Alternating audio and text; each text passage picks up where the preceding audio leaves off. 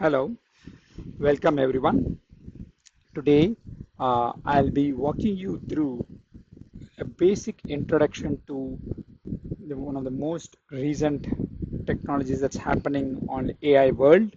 That's MCP, most commonly used technologies these days, which we also call as Model Context Protocol. What is Model Context Protocol?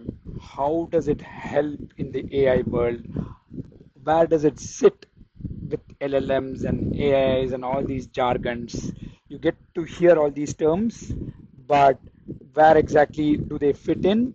And how can you benefit from it? How it is applicable to your job? How it can improve your productivity? All these, I'll give you a introduction in this session. Basic terminologies, understanding the architecture, understanding the flow of events that happens, and finally the most interesting part, I'll even walk you through a couple of demo sessions as well, right? So let's get going. The topic largely that I'm going to cover today is how to use MCP to improve your agentic capabilities. We might often have heard this term agents, right? So what is an agent? Agent are used commonly in the AI world as someone who does a job, right? So agents are, you can think of anyone who can do a job for you, is just by the meaning by the dictionary, right? Let's go ahead, right? Now, we want to just clarify these terminologies first so that you have a clear mental model, like what is an agent and what are tools, right? So agents, like I said, like to me in my classic world, the first thing that comes to my mind as an agent is, hey, I have come to a new city, or I'm within the same city. I need to shift my house, right? I'm in a rental house, right? So I'm trying to search for a new house. What would I do? Yes, the very first thing that I try to do is get in touch with agents. This is what, prior to all these apps, world had come up, right? Now, okay, you try to get into touch with few agents who work for you on some commission basis. We typically call them brokers or whatnot. There are different synonyms or terminologies, but essentially agents are the ones who can do the job for you. In this house hunting world, you don't have to really go to every street, every nook and corner, or inquire in every building if there is a house vacant for you. He is going to do the job for you. You tell him what you need, you tell him your requirement, you tell him your specification, and then the agent tries to squeeze in your requirement and get the best fit for you at a cost, right? At the fee that he's going to charge. And we are trying to take the same understanding to the AI world, right? But in the AI world, an agent is nothing but a software. Most of us here are already, I believe, are engineers or working professionals who have an exposure to at least understanding what a software is, what a program is, what it can do. It can take an input and it can give you an output. So I'm not going into details of what really a software is, but essentially an agent is nothing but a software who can do something for you. So, and now in the AI world, we would see how an agent fits in. All right. So now, typically, an agent in the real world is a human who has an ability to reason, to decide, to understand, and act accordingly.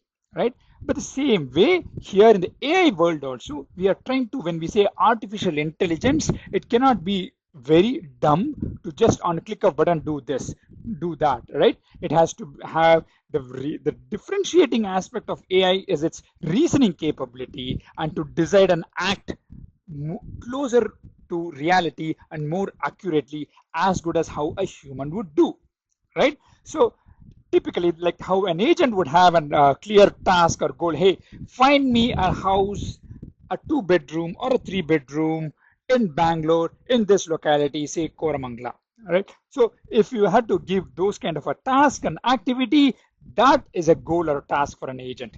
In this case, that is the task for an agent.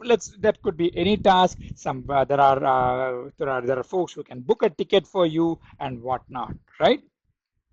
So typically, right, in the AI world, the agents can be categorized into multiple types, right? One is the task agents, the other who just perform one particular task. And then the conversational agents are constantly talking and interacting, and it's more of a conversational flow so that he has the context of the previous conversations that you had. And then an anonymous agent who is like does not have any clear interface but is acting on behalf of you but continuously in the background, right? Now, the next we talk about how does an agent can do all this, right? An agent would also have tools to perform all these activities, right? So when we say tools, the tools could be any external tools. For example, an agent who's trying to find out a house, he also has his own tools. He has a smartphone. He has his own circle of people or friends, the watchman, and the building connects. Every tool that he uses to get that information, you can visualize it as tools, right? The newspaper, the yellow pages, the advertisements, those are the tools, right? So on the same lines, right, outside the agent, if whatever the agent uses to achieve his task or goal can be called as tools, right? And we can classically see any real-time examples in terms of your programming world to query your database or to API queries. All these that we use to get our task done can also be visualized as a tool, right? So now at this stage, right, an agent can do a task of his own, but tools are the one could make him more efficient, right? So an agent and tool combination is gives you a much better result. So typically, like agent can himself go and search houses for you, but if let's say if he has tools like his friend's contact or mobile phone and things like that, he doesn't really have to go everywhere to find that fetch that information. So agent and tools improve the efficiency of agents, right? So now so beyond the example that I gave of a housing agent, you can think of some real-time examples of agents and tools that you would think of in your real life, right? So maybe take a minute or two and then think about examples, right? Yep. One common example is the most common thing that comes to my mind is ordering food, right? Here, I'm not even, the human is the end beneficiary of all the food that we order. But for him, the one who is helping him to order food is via his phone and the tool that the phone uses. Your smartphone is not smart without all the apps in it. Imagine a smartphone which can only call, maybe it has a good visual display, but it does not have any app. Then you probably not even call the phone as smart, right? So the apps are the tools for a smartphone to make the smartphone smarter, right? So that's the analogy. You could think of each of the app on your phone as a tool, right? That is improving the ability or capability of your smartphone. So I hope you have an understanding of just at least these three terminologies. Like there is a given task, and to perform a task, what is an agent? An agent is the one who performs the task for you, and then the agent uses a bunch of tools, not a single tool. He could use a set of tools, and he could use those bunch of tools in parallel or sequence or whatnot, but he uses these tools to complete his task, right? So now, before we go further, there are some terminologies which most of you might already know, but I thought of giving you a brief overview. So typically, the way all these tools operate are out of calling some API at the backend, right? So let's say if I had to find out in my Swiggy app, find out the restaurants of a particular cuisine or some restaurants near my home or in a particular locality or the restaurants that serves a particular food or pizzas and things like that, the app, which is the tool, is actually calling an API on some backend system, right? The API that is being called is nothing is one which is actually fetching the data, be it making the payment that it's being done, which could be, so let's say if you are making a payment, it is going to a payment gateway. That is again an API call, fetching the food, fetching the stock availability, if it is out of stock, all those information that we consume or which the tool provides or which the app provides is via an API, right? So that API is it's abbreviated for application programming interface, right? It could typically be of two types. Either it could be a REST or it could be SOAP. These probably you would have heard of, or probably you are even using it. But in case if anyone doesn't know, please let me know. I can go slightly deeper into that. So basically, APIs are some programming constructs which clearly defines a contract, right? Hey, if you need this information, you need to provide me in these bunch of information. If you give me X, I'll give you Y. If you give me A, if you give me B. So the input is commonly called as request parameters, and the output that the API returns is commonly called as the response parameters. So the input and output is nothing but request and response in the API world, and there are ample number of APIs. The API could be to read an information, to update an information, and to delete an information and whatnot, right? And most commonly these APIs works out of SOAP protocol. So in SOAP and REST they work out of HTTP, right?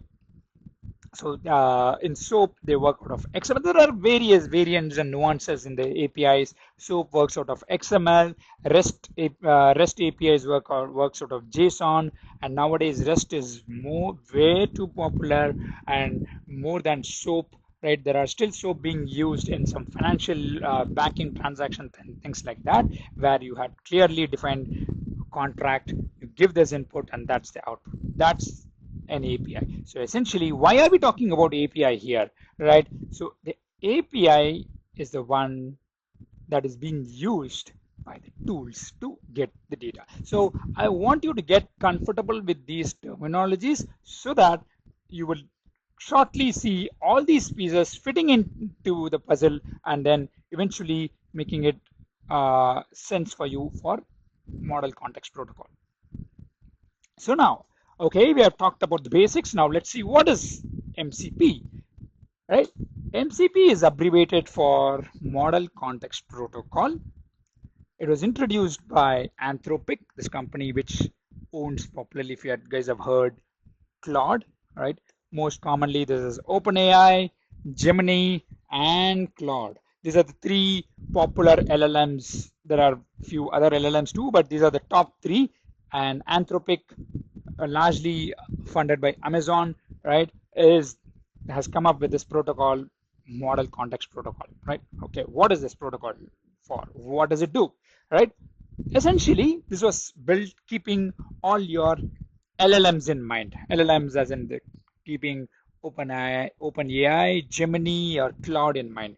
If Claude and Gemini, all these LLMs, you ask for some information, they give you some information. So where do they get this information? They get their information based on some data on which they are trained about, based on the knowledge that they have. But this knowledge, like humans, needs to be kept updated. Otherwise, they go stale. The moment they go stale, they lose their value, right? So now, this model context protocol is brought in the interest of keeping these LLMs updated, right? They can, there is only so much information or from so many sources that these LLMs can consume, but it could never guarantee that very specific scenarios, business specific use cases, very narrowed down scope, LLMs may not know.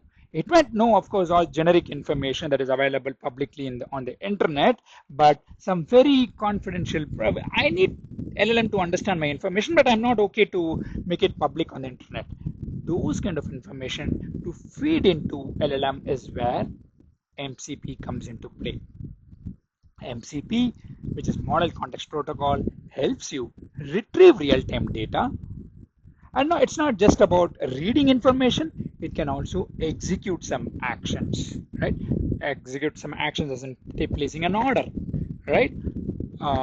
Like making a payment. So it can execute some actions and it can interact with a bunch of APIs to do whatnot, read, write, delete, whatnot, right? So now, okay, how does this MCP work, right? So MCP, just like any other common applications that you would have worked very commonly, like a web application which has a browser or an app which has a fancy UI and it talks to its backend to fetch all those information, we commonly it has a client and server architecture where the client is facing directly to the end user and server is the behind the scenes work that is getting done, right? So all the LLMs, right, the OpenAI or Claude or Gemini, they are the clients of this MCP. And MCP, when I say MCP again, it would be, I'd come to that. So MCP, when I say client server architecture, there is a MCP client. There is a, that it will be more elaborated in the coming slides. There is an MCP client, there is an MCP server, right? So the client to the MCP, whoever is using that MCP client would be the LLMs, right? And then MCP servers are the one who fetch that information. Right? So now the external tools or the APIs are exposed by MCP server, right? And now the MCP server's responsibility is to fetch the information. In the following slide, we would understand the architecture of MCP, the one that I'm talking about, the client server architecture. But at this stage, this much of understanding would be good enough that MCP is a protocol very, very recently defined to empower LLMs, to enable LLMs to feed them with more relevant information, to enable LLM to execute tasks. That is called MCP, right? And MCP, you would typically also the classic example is like a USB-C or Type-C adapter, right? You have your laptop and you have one port, right? Type-C or USB port. To that, you could connect your mouse, you could connect your keyboard, you could connect your headset, you could connect whatnot, right? A charging cable. So it could practically connect anything. All it has is it has a common interface, common contract. So with that, devices can interoperate. Think of it as how one common Type-C port is able to power multiple devices. It's able to interact with multiple devices. Same way is what MCP is, a protocol which can enable multiple APIs in the backend to interact with LLMs. It's a bridge between the LLMs and the APIs. Moving ahead, MCP architecture. So like I said, this would be the classic example. Say MCP would work like it has, there is a user who has who's trying to use, which is in this case people like you and me, the humans, who is trying to use an agent. Think of it as an app or anything who's trying to get some job done, and then the agent, right, could also be an LLM model, right? Think of it as you are working on ChatGPT. ChatGPT, tell me the local events happening in a particular city. Okay, is there a stand-up comedy happening at Indranagar? Right? That level of localized information maybe ChatGPT does not have, but a local server, right? A localized Bangalore-based app may have that information, right? And it's a good idea to expose that to LLM so that you can get to ChatGPT, let's say, so that it exposes to a larger world. Right now, that concept you can think of in this case, agent is your ChatGPT, right? And it is talking to an MCP client. An MCP client is the one who actually resides. It's been evolving these days, but he's the one who closely interacts with the LLMs and does, if at all, any translation of information that it needs to be done. It translates and it reads the information and communicates the information between the agent and the server. Server is the one who is actually hosting all the data. In this particular, if you had an example, if you had an exposure to work with REST APIs, MCP server, you can visualize it as your server or your Tomcat application or your Spring Boot or your Node.js application, or your in your Python world fast API server, which is hosting all your APIs, right? And the MCP client, you can think of it as your postman, right? Who can talk, and the agent is probably the one who is using the postman. So you can think of it as MCP server is the one who is providing information, and MCP client is your equivalent of a postman. It's for a mental model, and then eventually that can fetch the data via the APIs, right? So now, okay, we are talking about MCP servers. The next logical question is, okay, where does this MCP server sit, right?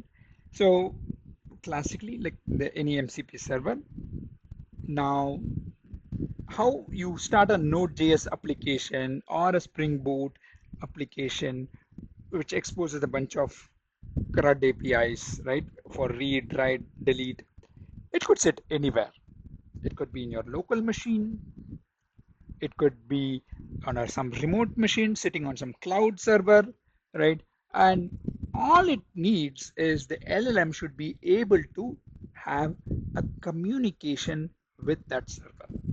It could be running on your local host too, but there should be communication possible, right? So there are, as long as network communication is possible, the LLMs can talk to this MCP server. In other words,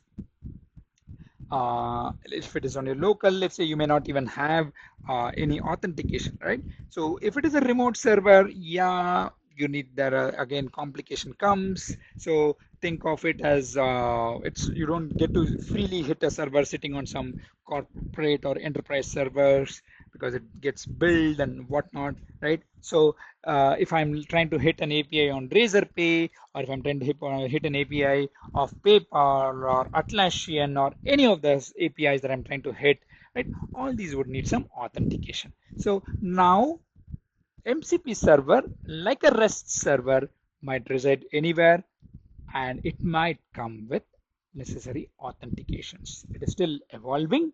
So I would, for more studies, right, for more information and what is the spec, what is the specification, what problems does it solve, you should, to understand just a real world example, you should probably visit modelcontextprotocol.io.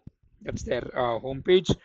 All right. And for smaller examples for your understanding, you should probably check out the examples, right? So yeah, that's about MCP server. Now, how does we just spoke about the architecture. Now, how does the communication flow through, right? So now, let's say if I need to, book a flight ticket, right? Can ChatGPT book a flight ticket for me? Probably may not be today, but that's evolving very soon. Yes, right? So now, okay, ChatGPT, if you had to, I would just say, hey, check the availability. If the price, typically, how would a human operate? I want to start on a particular date on a day and leave on a return on a particular another date, right? I want to compare prices, right? I could choose food options, and if I end up in seeing that, hey, I'm flexible with my dates. Can I go one day earlier if the flight is cheaper, or if I instead of morning flight, can I go evening flights? All possible.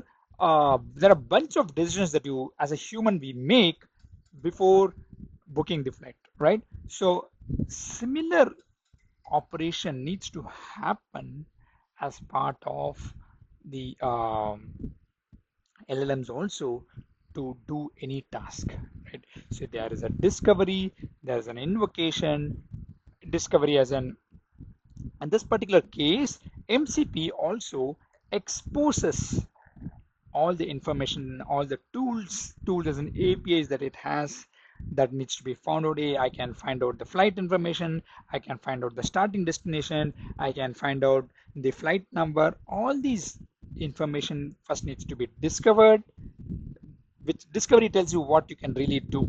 Once you have discovered, the next part is okay, fine, I know what I can do. The next is I need to invoke, right? Next, once when you invoke, the next part is okay, I have invoked. Now it should actually be the client has invoked. But typically, the client discovers, MCP client is the one who gives you a list of information. When I say discover, you can classically example is you open Swiggy or Zomato app, you're trying to see what is the food menu options. You are discovering the menu or the options that you have. That is step one. And then you have to place an order. You add things to your cart and click on a button, right? Then you are invoking to place an order. Then when you place an order, then actual execution happens, right? The order goes to the restaurant, it gets picked up, and then it gets shipped, and somebody brings it to your doorstep. That is execution. And then you get a response, right? Response is when the food actually gets delivered to your home, and then when you get it, there are follow-up things that you could do, right? Post getting the response, if it is classic API to API, you could consume a response from an API and do further processing on that, right? This is what we call as a typical client server architecture, right? You can very closely relate to your REST API world today. Okay. Now, this is the another classic example that I told, right? The orchestration, which we just spoke about, right? If I had to book a flight to Bangalore tomorrow, I call the calendar. There are multiple APIs, right? For calendar, I could call Google Calendar API or Calendly, and then for flights API, I could call Amadeus, and for payments API, I could call Stripe or Razorpay. So there are to accomplish one task, I have to call multiple APIs from multiple providers or vendors in sequence or in parallel. All right. So essentially, where MCP lets LLM know these are the tools that are available, right? If you have to do this particular task, and LLM with its reasoning capability, it is able to sequence all its calls and APIs and get the task done. So I want to draw some parallels here, understanding MCP's work is to enable LLM discover the information and execute some tasks. But the reasoning capability still lies with LLM. Right? So that's where MCP role I wanted to clarify. MCP role ensures smooth chaining of tools, provides consistent error handling and all retries, right? But the reasoning is still lies with LLM. Cool. Okay, now that we spoke a bunch of things about MCPs and stuffs, now let's quickly go through demos, right? Now, as part of this demo, right, what I'm going to do is uh, have show two examples, right? I spoke about model context protocol examples that is hosted in model context protocol. So, and I'm trying to there are some reference servers. These are remotely hosted, right? The way I would probably show it to you is how can I invoke these tools, right? And then get the information. Very classically, we are, as all engineers in this demo, to get some information, instead of showing an app or something, today you can think of it as my agent here. For an engineer, for a developer, is my IDE where I code, right? So think of it as my agent for me is my IDE, right? It could be your VS Code, it could be your IntelliJ. Nowadays there are fancy AI tools also, Cursor, Whisperer, whatnot, right? Windsurf, But in this particular example, I personally use cursor. So I would be showing to you this example with demo with cursor. So with using cursor, right? So there are two, in the interest of time, I'd be showing two servers. One is a fetch MCP server, which practically gives you, you give a URL, it'll give you the markdown content of it, right? That is, so this is the task. Hey, I will give you a URL, whatever content is there in that website, give me the markdown URL, markdown content, same content in markdown text, right? In .md file. This is one in MCP server with a tool called fetch.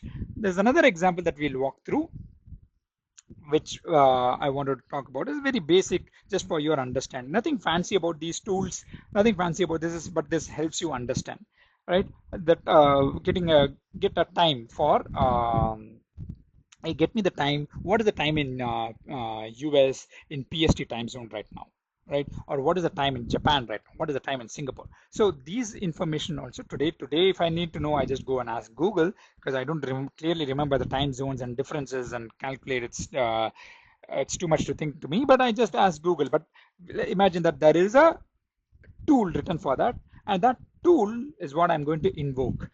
So that tool is hosted as part of an MCP server, right? And I'm going to invoke it using my IDE, which is cursor. So there are mechanisms where how you can install or talk to these servers from your IDE, right? But essentially, let me quickly jump to this tool. So for folks who have used any of those AI-enabled IDEs, you would probably know that there is on the left, there is already some chat window, right? So I in this demo, I'm not going to specifics about the IDE, how to configure and things like that, but just to show you a feel of what an MCP is, because you, for all you know, although I'm showing the demo using cursor, you may probably use VS Code or IntelliJ or PyCharm or whatnot, right? So, but so I don't want to go into the details of the IDE, but showcase the use of these tools, right? So now as part of installation. In this case, I have added the tool servers that I need to add. So these are the servers that I have added to my IDE. So now what happens here, right? So when I come and chat in my cursor, right? So let's say there is one tool called fetch, and it takes a URL and gives you the markdown content. So when I ask this IDE, which is my cursor, would typically use an LLM. I know it most, you can change it, but let's say it uses Claude, right?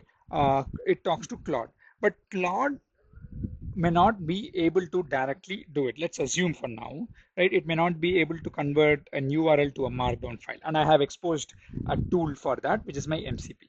So now let's say I come and give a URL. What let's say I give my GitHub profile. Uh,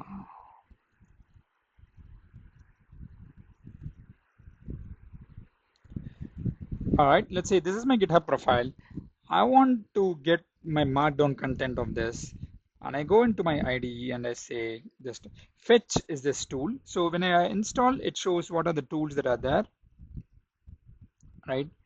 It says what are the tools that are available. Similarly for time also, what are the tools that are available? It gives you get current time and convert time. So let's say I say fetch, and then I give a URL, right? I hit enter.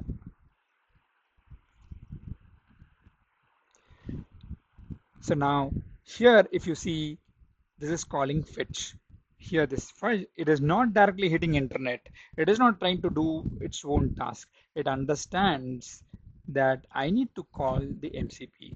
So now my cursor ID understands that I need to call the MCP and fetches the command, and it says call fetch. And then I say run. This is the argument internally, it gets passed, and then finally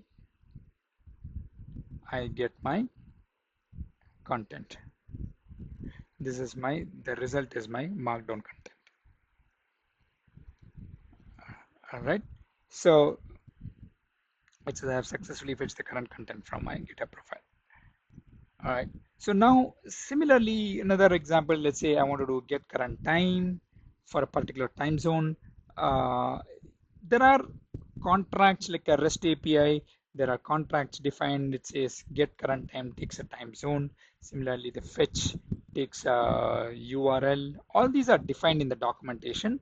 Like whoever is hosting that MCP server, they have the documentation. And just using their signature, if I may call in the programming word. So now let's say I say get current time. I'm here in India, but just to validate, I say get current time IST. It says, can I call get current time? I said, yes, go ahead, run. So it understands India as in Asia, Kolkata. This is IST time zone and it prints me time. Let's take another example, right? I say it should work for PST.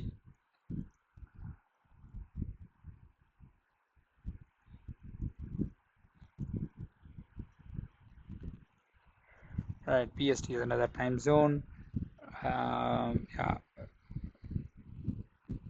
so so PST it is 1:35 a.m. So these are how the MCP servers via their exposed tools improve the efficiency of LLMs.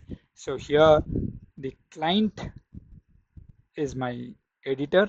In this case, cursor is the editor, and the server is there are two MCP servers that we spoke to, and the server, and when we say any server exposes APIs in the MCP world, instead of APIs we use these terminologies as tools. But to compare for a mental model, a REST server or an API server is your MCP server, and the APIs in that REST server are equivalent of tools in your MCP server, and the consumer from that REST server are your MCP clients, right? It could, and then it could be layered. So MCP server essentially provides you a list of tools which the LLMs can use.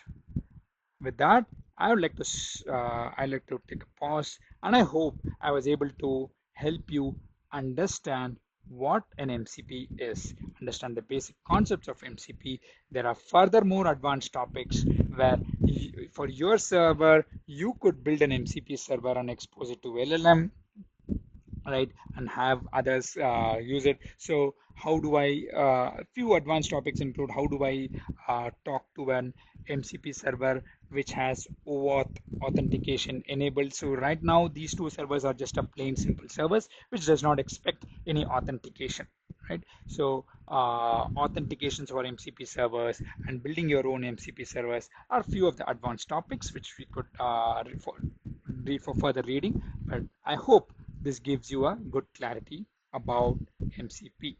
Thank you.